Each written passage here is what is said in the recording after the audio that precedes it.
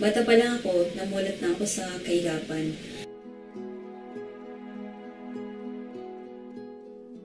Nalala ko 5 years old na ako noon. Sinasama na ako ng nanay ko sa palengke para magbenta ng mga prutas. Actually, ginawa ko yun hanggang tumutungo ng college.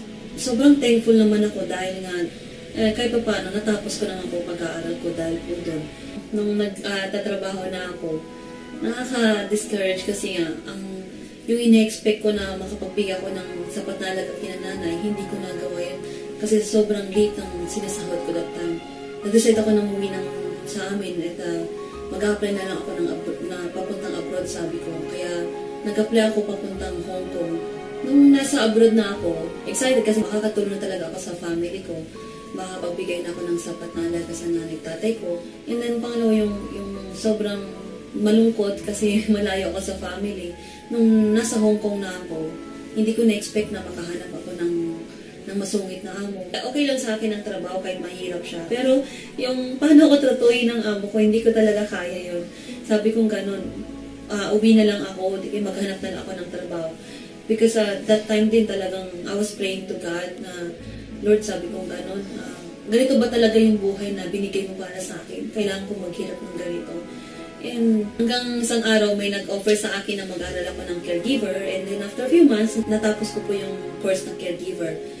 Nung nag-apply ako papuntang Canada, yun naman yung time na nag-start na imbitahin ako ng kuya ko na mag-join ng E-Global. Noong una, hindi talaga ako sa negosyo. Sabi ko talaga hindi ko linya yan. Sabi ko mag-abroad na lang ako. Nung time din na yun, kailangan ng nanay ko yung products. And pati yung lola ko kailangan niya. So wala akong choice that time, kundi talagang bumili na lang ako ng package. And yung pinambili ko pa ng package, inutang ko pa. So nag-join ako sa E-Global. And after a year, nakalimutan ko ng pag-abroad ko, nakalimutan ko na ang Canada. Kasi sabi kong ganun, kung pwede ko naman kitain dito sa Pilipinas, ang pwede kong kitain sa Canada, bakit pa ako mag-abroad?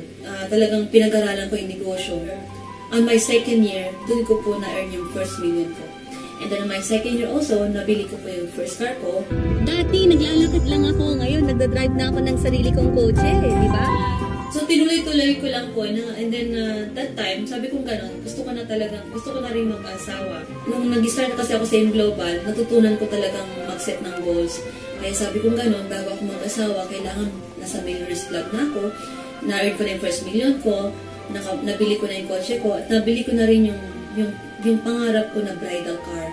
Nakakatawa kasi natupad ko po lahat yun.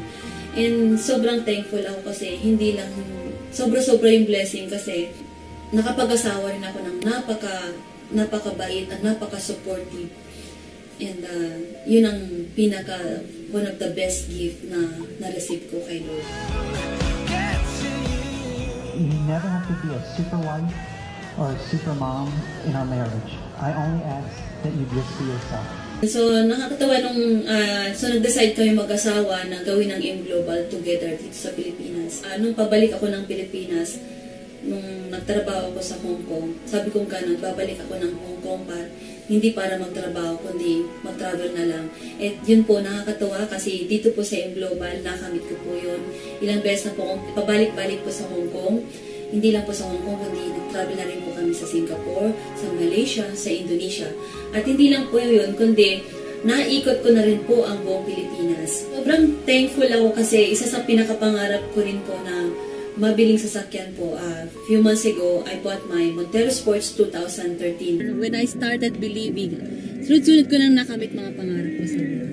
Ang desire ni Lord sa atin is to live in prosperity. So I'm living in prosperity. Pero syempre, bago mo matamasa yung mga kailangan matamasa sa buhay, kailangan pinagtatrabawan lahat yan. When you want God to move in your life, you need to move in faith. When you move in faith, everything is possible.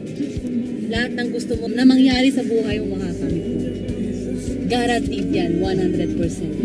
At hindi lang po yun, nakabili po ako ng bahay ko sa Camellia a month ago. Isa sa pinakagustong-gusto ko po rito yung buong family po kami na ginagawa po itong negosyong ito. Nakakatuwa kasi 5 po kami magkakapatid na may kanya-kanya na rin pong sasakyan. Napatunayan ko na hindi lang po pala pag-abroad ang kasagutan para makamit natin ang mga pangarap natin sa buhay.